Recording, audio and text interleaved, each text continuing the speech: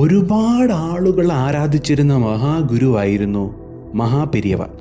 ആ മഹാപെരിയവ പോലും ഞാൻ ആ ഗുരുവിൻ്റെ ദർശനം നേടിയത് തന്നെ വലിയ കാര്യമാണെന്ന് പറഞ്ഞൊരു ഗുരുവുണ്ട്. അതായത് ഞങ്ങളെല്ലാം ബൾബ് പോലാണെങ്കിൽ അദ്ദേഹം ട്രാൻസ്ഫോമർ ആണെന്ന് ഒരു ഗുരുവിനെക്കുറിച്ച് കാഞ്ചി മഹാപെരിയവ പറഞ്ഞിട്ടുണ്ട്. അതുപോലെ തന്നെ കൃപാനന്ദ വാര്യർ സ്വാമി, ജ്ഞാനാനന്ദ സ്വാമി, ശിവാനന്ദ സ്വാമി, അങ്ങനെ എണ്ണമറ്റ ഗുരുക്കന്മാരാൽ ആരാധിക്കപ്പെട്ടിരുന്ന ഒരു മഹാഗുരുവുണ്ട്. ആ ഗുരുവാണ് പൂണ്ടി മഹാൻ അല്ലെങ്കിൽ പൂണ്ടി സ്വാമി എന്ന് പറയും. ഈ സ്വാമിയെക്കുറിച്ച് പറയുമ്പോൾ തന്നെ അത്ഭുതങ്ങൾ പറഞ്ഞ് തീരില്ല. നമ്മൾ ആ സ്വാമിയുടെ ജീവചരിത്രം എടുത്തു നോക്കുകയാണെങ്കിൽ ആദ്യം മുതൽ അവസാനം വരെ സ്വാമിയെക്കുറിച്ചുള്ള അത്ഭുത കഥകൾ മാത്രമേ നമ്മൾക്ക് പറയാനുള്ളൂ. 1935 തിരുവണ്ണാമലയ്ക്ക് അടുത്തുള്ള കലസപ്പാക്കം എന്ന സ്ഥലത്താണ് പൂണ്ടി സ്വാമിയെ ആദ്യമായി ആളുകൾ ശ്രദ്ധിക്കുന്നത്. ഒരു ഭിക്ഷക്കാരന് സമാനമായ വസ്ത്രധാരണമായിരുന്നു അദ്ദേഹത്തിൻ്റെ. നല്ല ഇറക്കമുള്ള ഷർട്ട്, അതായത് മുട്ടോളം ഇറക്കമുള്ള ഷർട്ടും ധരിച്ച് ആ ഷർട്ടിൻ്റെ പോക്കറ്റിലെല്ലാം മറ്റു പലരാൽ വലിച്ചെറിയപ്പെടുന്ന കവറുകളും അല്ലെങ്കിൽ ഉപേക്ഷിക്കപ്പെട്ട വേസ്റ്റ് ആയിട്ടുള്ള കാര്യങ്ങളൊക്കെയാണ് അദ്ദേഹം പോക്കറ്റിൽ നിറച്ചു വെച്ചിരുന്നത്. പുറമേ നിന്ന് കണ്ടാൽ ഒരു ഭിക്ഷക്കാരന് സമാനമായ രൂപമായിരുന്നു അദ്ദേഹത്തിൻ്റെത്. മോസ്കിൻ്റെയും അതുപോലെ തന്നെ വിനായക ക്ഷേത്രത്തിൻ്റെയും അരികിലായിരുന്നു അദ്ദേഹം പലപ്പോഴും കിടക്കുന്നതും ഇരിക്കുന്നതുമൊക്കെ. പലപ്പോഴും ആളുകൾ തെറ്റിദ്ധരിച്ചിരുന്നു ഇദ്ദേഹം ഒരു ഭ്രാന്തനായ മനുഷ്യനാണെന്ന് പോലും. കാരണം നമ്മൾക്കറിയാം അവധൂതന്മാർ അങ്ങനെയാണ്, നമുക്ക് പെട്ടെന്നൊന്നും പിടിതരില്ല. അവരാരാണെന്നുള്ളതിനെക്കുറിച്ചുള്ള ബോധം പെട്ടെന്നൊന്നും അവർ പിടിതരില്ല. അതുപോലെ തന്നെ അവിടെയുള്ള ആളുകൾ ഭ്രമിച്ചിരിക്കുകയാണ്, ഇദ്ദേഹം ആരാണ്, എന്താണ് ചെയ്യുന്നത്, എവിടെ നിന്ന് വന്നു, ഒന്നും അറിയില്ല. അതിനപ്പുറം ചില വിചിത്രമായ കാര്യങ്ങളും ആളുകൾ ഇദ്ദേഹത്തെക്കുറിച്ച് അറിയുകയാണ്, ഇല്ലെങ്കിൽ മനസ്സിലാക്കുകയാണ്.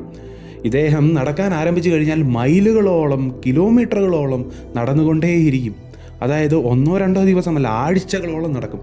ഇതുപോലുള്ള വിചിത്ര സ്വഭാവമൊക്കെ കണ്ട് ആളുകൾ ഭ്രമിച്ചിരിക്കുകയാണ്, ഇതെന്താണ് സംഭവിക്കുന്നതെന്ന് അവർക്കറിയില്ല. ഒരിക്കൽ പോലും ഒരു ഭഗവാന്റെ നാമം ജപിക്കുന്നത് കേട്ടിട്ടില്ല, തൊഴുന്നത് കണ്ടിട്ടില്ല. അപ്പോൾ ഇദ്ദേഹം ആത്മീയമായി ഉന്നതമായ അവസ്ഥയിൽ നിൽക്കുന്നൊരു ആളാണെന്ന് ആർക്കും അറിയില്ല. അങ്ങനെ നിൽക്കുന്ന അവസ്ഥയിലാണ് ആ അത്ഭുതങ്ങൾ സംഭവിക്കാൻ ആരംഭിക്കുന്നത്. ആ ഗ്രാമത്തിലെ പ്രധാനമായൊരു സ്ഥാനത്തിരുന്ന ഒരാൾക്ക് വളരെയധികം സംശയമുണ്ടായിരുന്നു പൂണ്ടി സ്വാമിയുടെ മേൽ. ഇദ്ദേഹം ഒരു ഭ്രാന്തനാണോ, ഭിക്ഷക്കാരനാണോ എന്നുള്ള ഒരു സംശയം അദ്ദേഹത്തിനുണ്ടായിരുന്നു. ഇദ്ദേഹം വെറും ഒരു ഭ്രാന്തനാണ് എന്നുള്ള തലത്തിലാണ് ചിന്തിച്ചുകൊണ്ടിരുന്നത്, അതോ ഇനി സിദ്ധനാണോ എന്നൊക്കെയുള്ള ചിന്തയുണ്ടായിരുന്നു.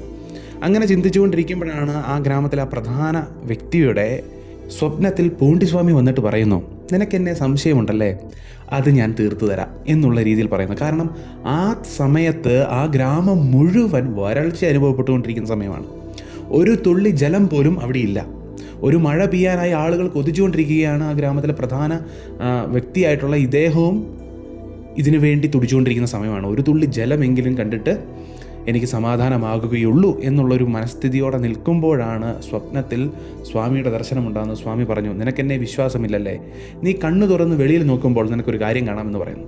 ഇദ്ദേഹം ആ സ്വപ്നം കണ്ട് എഴുന്നേറ്റ് വെളിയിലേക്ക് നോക്കുമ്പോൾ കാണുന്നത് ഇടിവെട്ടി മഴ പെയ്യുന്നതാണ്. അതുപോലെ നിൽക്കാതെ മഴ പെയ്തു. ആ മഴ കാരണം നദികൾ കരകവിഞ്ഞൊഴുകി. അങ്ങനെ ഒരു പ്രളയാന്തരീക്ഷം സംഭവിച്ചപ്പോൾ ആളുകളെല്ലാം ഭയന്നു. കാരണം അവരത്രയും കാലം ഭിക്ഷക്കാരനാണെന്ന് വിചാരിച്ചുകൊണ്ടിരുന്ന പൂണ്ടിസ്വാമി കഴിഞ്ഞുകൂടിയിരുന്നത് ഈ നദിയുടെ കരയിലാണ്. അതുകൊണ്ട് തന്നെ ഈ നദി കരകവിഞ്ഞ് വല്ലാത്ത രീതിയിൽ പ്രവഹിച്ചപ്പോൾ ആളുകൾ ചിന്തിച്ചു അദ്ദേഹം ആ നദിയുടെ ഒഴുക്കിൽപ്പെട്ട് കാണാതായി, അല്ലെങ്കിൽ അദ്ദേഹത്തെ നഷ്ടപ്പെട്ടു എന്ന് വിചാരിച്ച് ആളുകളെല്ലാം പുലർച്ചെ ചെന്ന് നോക്കുമ്പോൾ അവർ കാണുന്നത് ഒരു വലിയ മണ്ണിൻ്റെ കൂമ്പാരമാണ്. ആളുകൾ അത്ഭുതപ്പെട്ടു, അദ്ദേഹത്തിൻ്റെ സ്ഥാനത്ത് മണ്ണിൻ്റെ കൂമ്പാരമാണ് കാണുന്നത്. അപ്പോൾ ചിലർ ശ്രദ്ധിച്ചു, ആ ഇടയിൽ കൂടെ അദ്ദേഹത്തിൻ്റെ ജട പുറത്തേക്ക് കിടക്കുന്നത്. അപ്പോൾ അവർക്ക് മനസ്സിലായി ഇതിനുള്ളിൽ സ്വാമി ഉണ്ട് എന്ന്. അങ്ങനെ അവർ ആ മണ്ണ് മാറ്റി നോക്കുമ്പോൾ അതിനുള്ളിൽ സ്വാമി ധ്യാനനിമഗ്നനായിരിക്കുന്നതാണ് കാണുന്നത്. അന്നു മുതൽ അദ്ദേഹത്തിനൊരു പേര് കിട്ടി, ആട്രുസ്വാമി.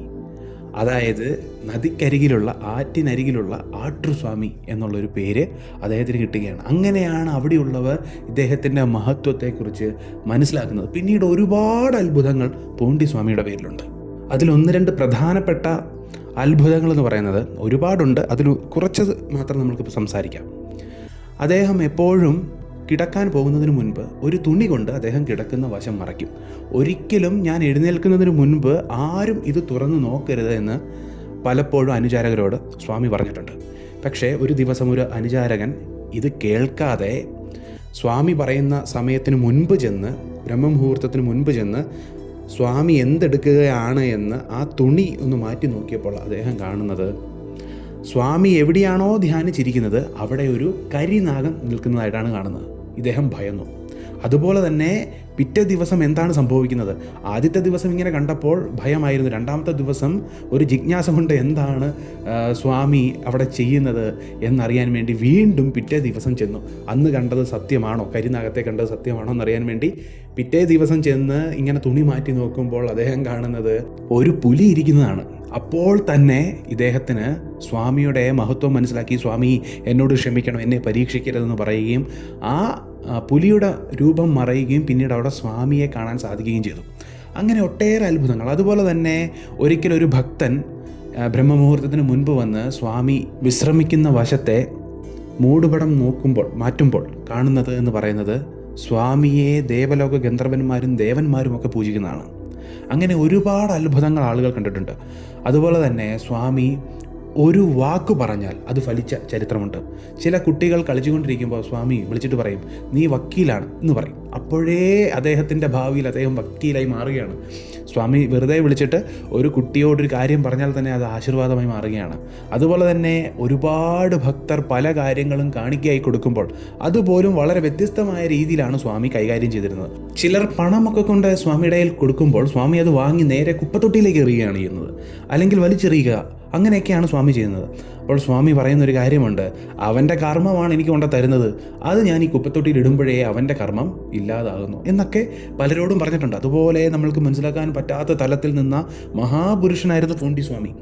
അദ്ദേഹം ഏത് നിലയിൽ നിന്നു എന്ന് അദ്ദേഹത്തിനെക്കുറിച്ച് മറ്റു ഗുരുക്കന്മാർ പറയുമ്പോൾ തന്നെ നമുക്ക് മനസ്സിലാവും. അപ്പോൾ ഇങ്ങനെ ഓരോ കാര്യം ചെയ്യുന്നതിന് അർത്ഥമുണ്ട്.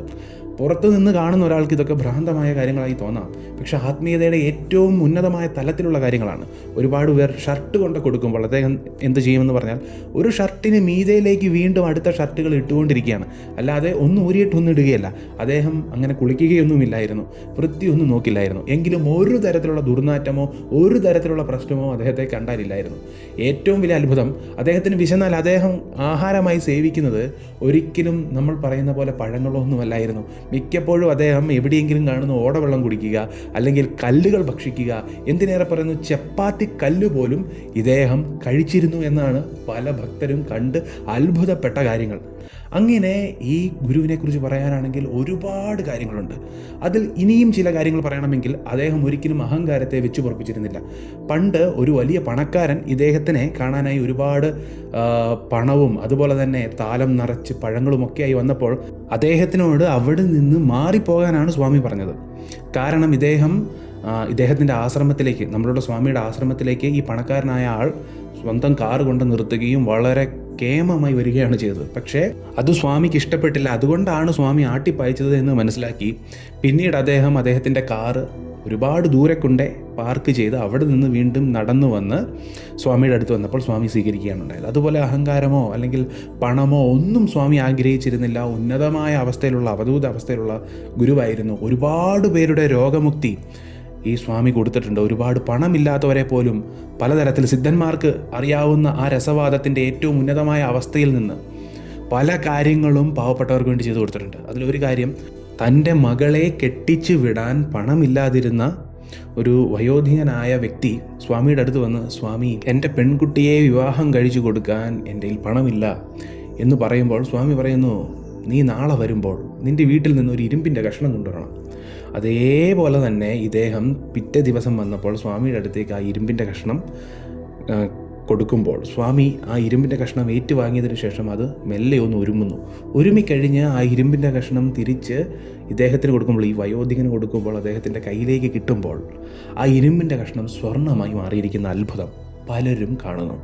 അങ്ങനെ വലിയ രീതിയിലുള്ള അത്ഭുതങ്ങൾ സംഭവിച്ചിട്ടുണ്ട്, അല്ലെങ്കിൽ സംഭവിപ്പിച്ചിട്ടുള്ള മഹാപുരുഷനാണ് പൂണ്ടിസ്വാമി. അങ്ങനെ അദ്ദേഹം ആ വിവാഹം നടത്തുന്നു. അങ്ങനെ ഒരുപാട് അത്ഭുതങ്ങൾ, പലരുടെയും രോഗം മാറ്റിക്കൊടുത്ത അത്ഭുതം, അങ്ങനെ നമ്മൾക്ക് എണ്ണിയാൽ ഒടുങ്ങാത്ത അത്ഭുതങ്ങൾ പൂണ്ടിസ്വാമിയുടേതായി കേൾക്കാൻ സാധിക്കും. അങ്ങനെ എണ്ണിയാലൊടുങ്ങാത്ത അത്ഭുതങ്ങൾ ചെയ്ത ഈ മഹാപുരുഷൻ 1978 നവംബർ 3 സമാധിയാകുകയാണ്. സമാധിയാകുന്നതിന് 3 ദിവസം മുൻപ് തന്നെ തൻ്റെ ഭക്തരോടും പരിചാരകരോടും പറഞ്ഞിരുന്നു, ഞാൻ 3 ദിവസം കഴിയുമ്പോൾ സമാധി പ്രാപിക്കുമെന്ന് പറയുകയും അതിനു മുൻപ് എനിക്ക് കുറച്ച് ആളുകളോട് അനുവാദം ചോദിക്കാനുണ്ടെന്ന് പറയുകയും 1 ദിവസം മുൻപ് എനിക്ക് അനുവാദം കിട്ടി. അതായത് സമാധിയാകുന്നതിന് 1 ദിവസം മുൻപ് അനുചാരകരോടും ഭക്തരോടും പറഞ്ഞു, എനിക്ക് അനുവാദം കിട്ടി, 18 സിദ്ധന്മാരുടെയും അനുവാദം എനിക്ക് കിട്ടി സമാധി പ്രാപിക്കാൻ എന്ന് അദ്ദേഹം പറയുകയും അതിനുശേഷം ഈ മഹാഗുരു 1978 നവംബർ 3 കൃത്യം രാവിലെ 9 മണിക്ക് സമാധിയാകുകയുമാണ് ചെയ്തത്. അങ്ങനെ വലിയ രീതിയിൽ അത്ഭുതം സൃഷ്ടിച്ച ആ മഹാഗുരു സമാധിയായി. ഇങ്ങനെ എണ്ണിയാലൊടുങ്ങാത്ത മഹാഗുരുക്കന്മാരാൽ നിബിഡമാണ് തമിഴ്നാട്. ആ തമിഴ്നാട്ടിലെ ഏറ്റവും പ്രധാനപ്പെട്ട സിദ്ധന്മാരിൽ ഒരാളായിട്ടുള്ള പൂണ്ടി മഹാൻ അല്ലെങ്കിൽ പൂണ്ടി സ്വാമി എന്നറിയപ്പെട്ടിരുന്ന ആ മഹാപുരുഷൻ്റെ കഥയാണ് നമ്മൾ കേട്ടത്. പൂണ്ടി മഹാൻ എന്ന് നമ്മൾ ആരോട് ചോദിച്ചാലും തമിഴ്നാട്ടിലെ എല്ലാ ആളുകൾക്കും അറിയാവുന്നൊരു വലിയ സിദ്ധനാണ്, സിദ്ധന്മാർക്കും സിദ്ധനാണ്. ആ സിദ്ധപുരുഷനെക്കുറിച്ച് അറിയാൻ സാധിച്ചത് തന്നെ മഹാഭാഗ്യമാണ്. അൻപേ ശിവം.